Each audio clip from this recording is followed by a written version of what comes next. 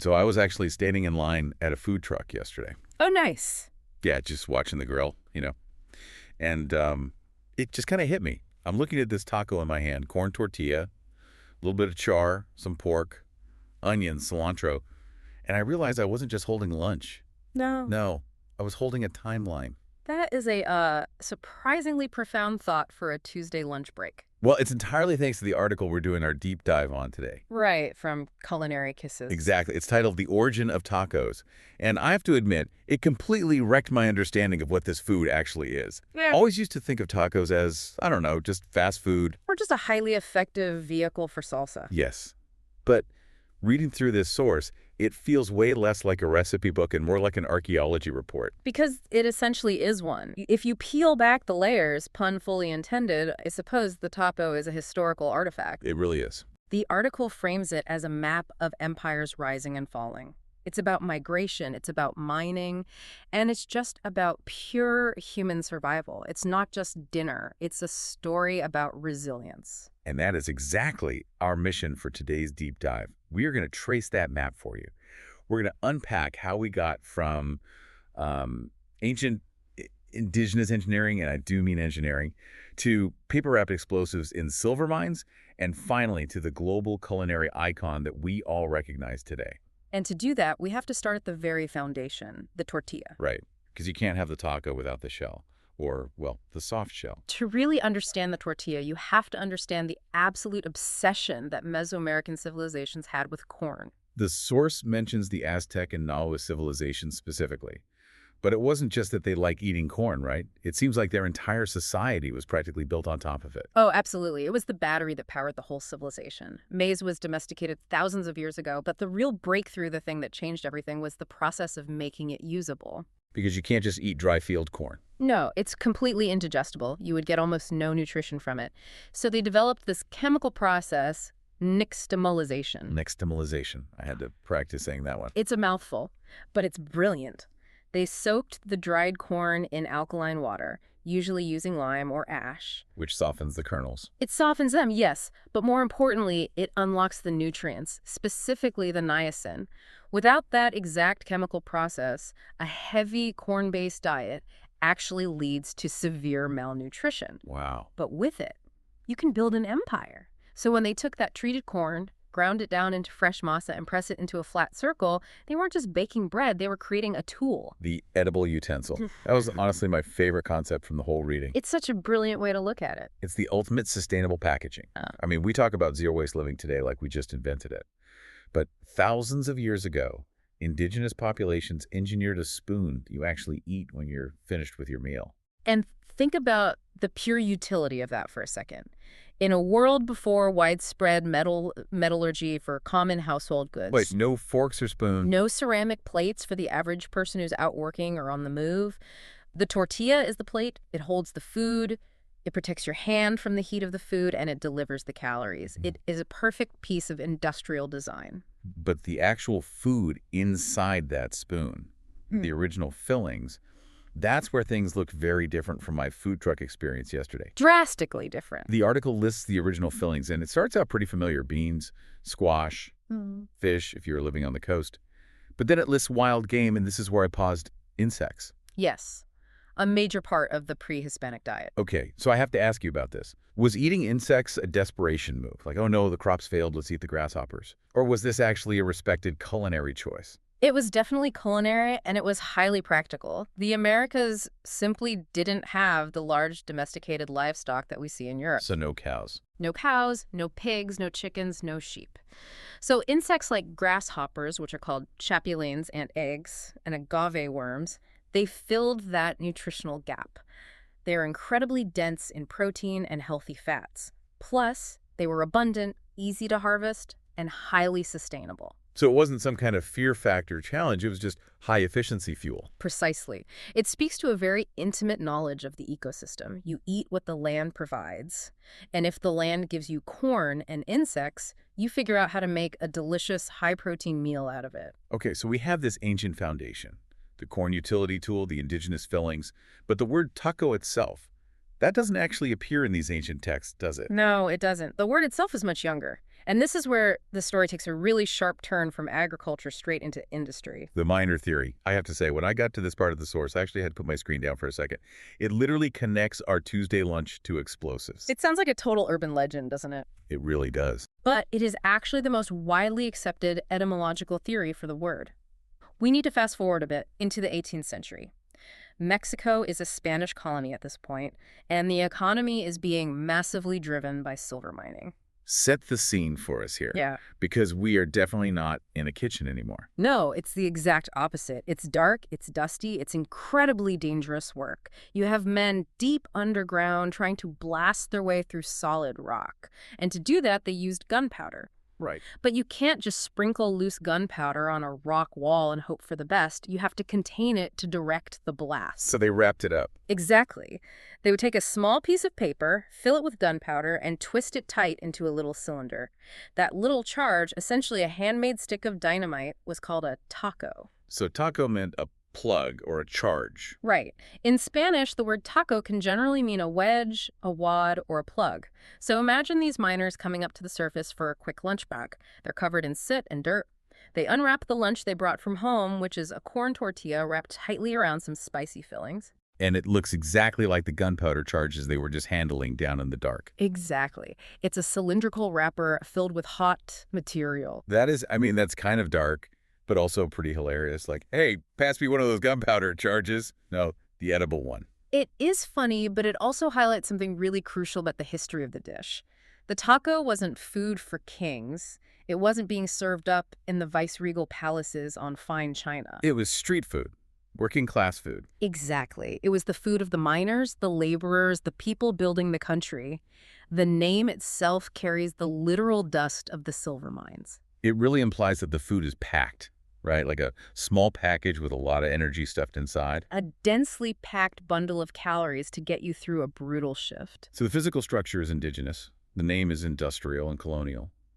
But the flavor, the stuff we actually crave today when we go to a taqueria that came from a massive cultural collision. What the article calls the Great Fusion. Yeah, the source calls it a blend, but looking at the history here, it feels way more like a crash. The Spanish arrive in the 16th century, and they don't just bring soldiers, they bring an entire ecosystem with them. They brought the barnyard, cows, pigs, goats, sheep. As we mentioned, none of these existed in Mexico prior to 1519. Which is wild. It's so hard to imagine Mexican cuisine today without pork or beef. Or cheese, or sour cream. The introduction of dairy was massive, but it wasn't just the raw ingredients, it was the cooking medium itself. The indigenous diet was largely boiled, grilled on a comal, or steamed. Clean cooking. Very clean. But the Spanish brought lard. The fat. Animal fat. And with animal fat comes frying. That completely changed the texture and the flavor profile of the local cuisine. Take carnitas, for example. Oh, I love carnitas. Right. It's pork simmered slowly in lard until it's perfectly crisp. That dish is the perfect child of this historical marriage. You have the Spanish animal, the Spanish technique of confit, but you're serving it on the indigenous corn tortilla topped with indigenous chili salsa. The article mentions garlic and onions too, right? Essential aromatics. The Spanish brought those over from Europe, which they had actually acquired from their own long history of trade and conquest in the Mediterranean. So when you bite into a standard street taco today, you're literally tasting a 500-year-old geopolitical shift. It's fascinating to me that the tortilla itself actually survived that conquest. Yeah. Because the Spanish tried to introduce wheat, didn't they? They tried very hard.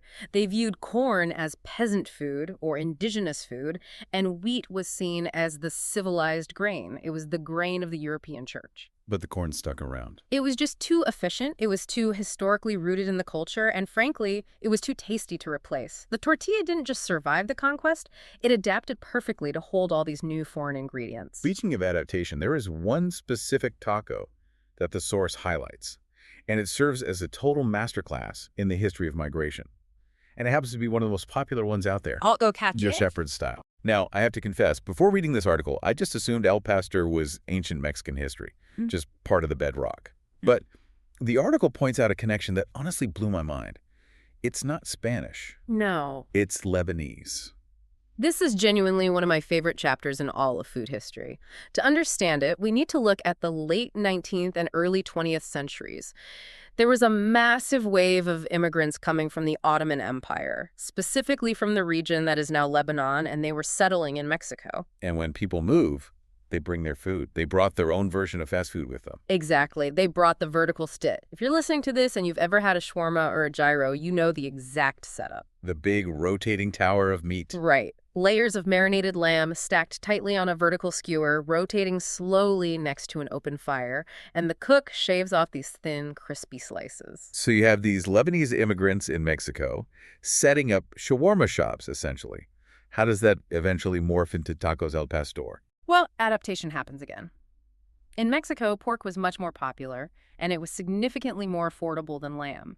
So the immigrants, or their children, swapped out the meat.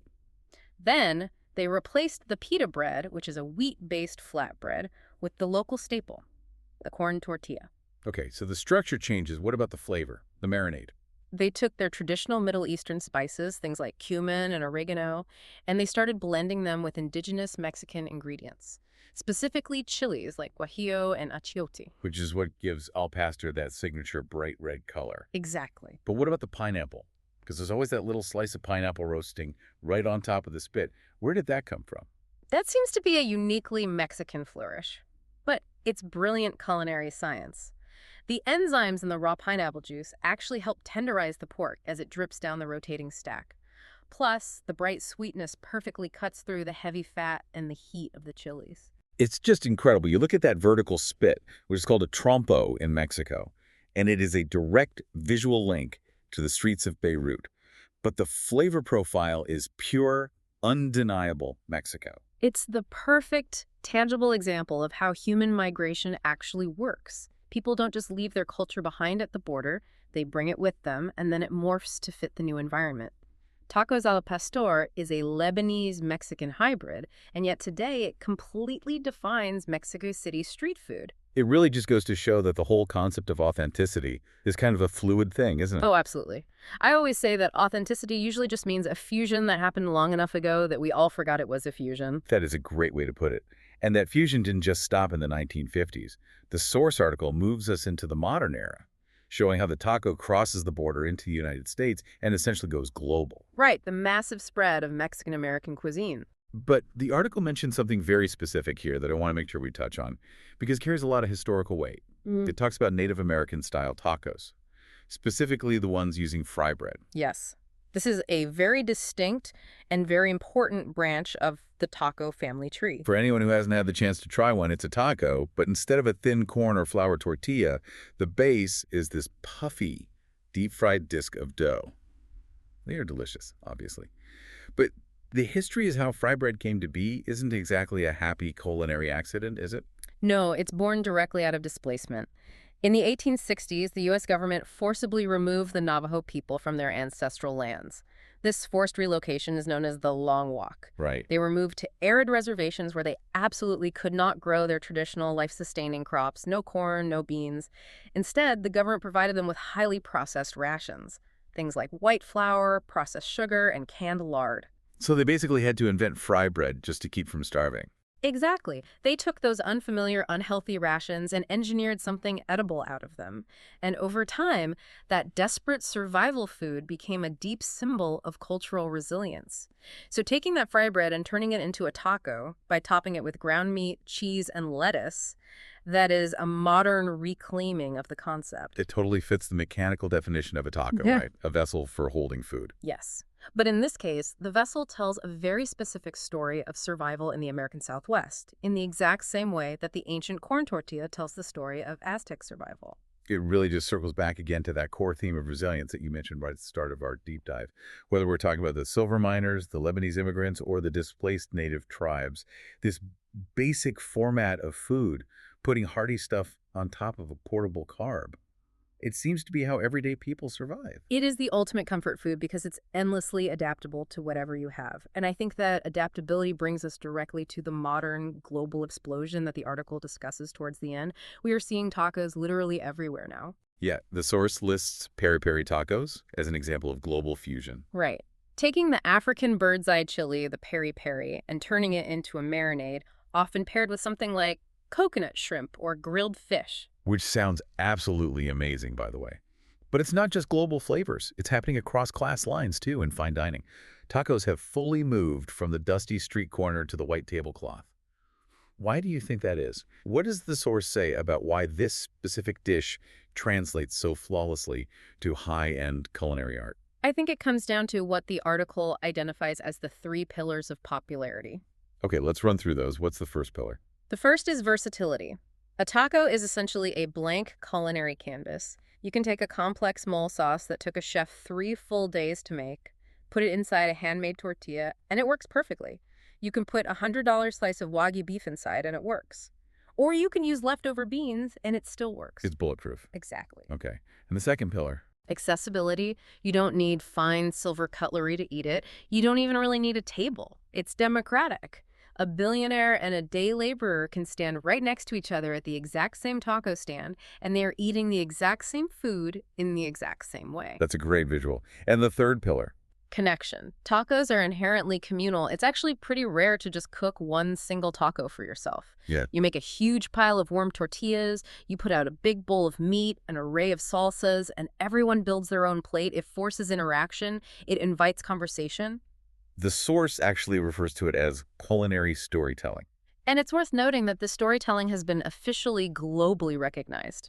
The article makes a really big point of highlighting that UNESCO, which is the UN's cultural body, officially designated traditional Mexican cuisine as part of the intangible cultural heritage of humanity. I always trip over that specific phrase when I read it. Intangible cultural heritage. What does that actually mean in practice for a taco? It means they aren't just protecting a specific rigid recipe. They aren't writing down, this is exactly how many grams of salt you must use. They are protecting the process itself.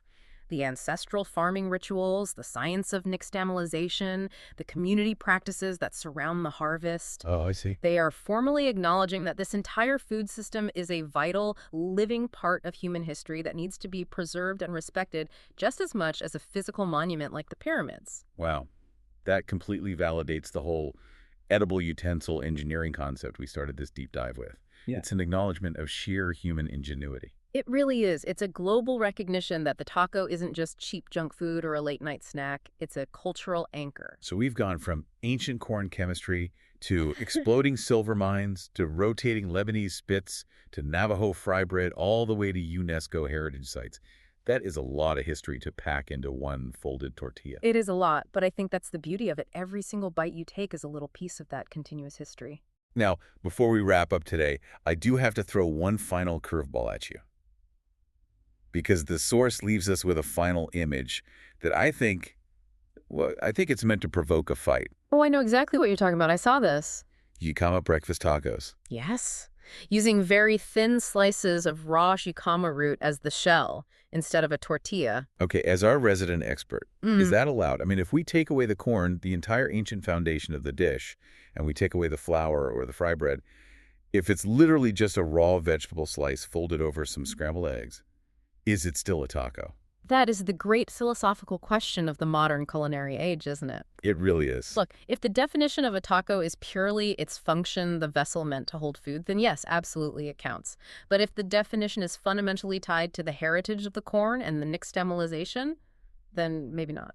Kind of feels like the evolution is just still happening right in front of us. Like we're still right in the middle of the history book. Exactly. As long as people are moving around the globe, migrating and experimenting with what they have, the taco is going to keep changing. Well, I know exactly what I'm having for lunch today. Yeah. And I promise I'm going to look at it with a lot more respect this time. Just try not to think about the explosive gunpowder while you're chewing. I'll do my best. Thank you for taking this journey with us today. If you're listening, next time you pick up a taco, just take a second to remember the ancient empires, the miners, and the immigrants that put it right there in your hand. Stay curious, everyone. See you next time.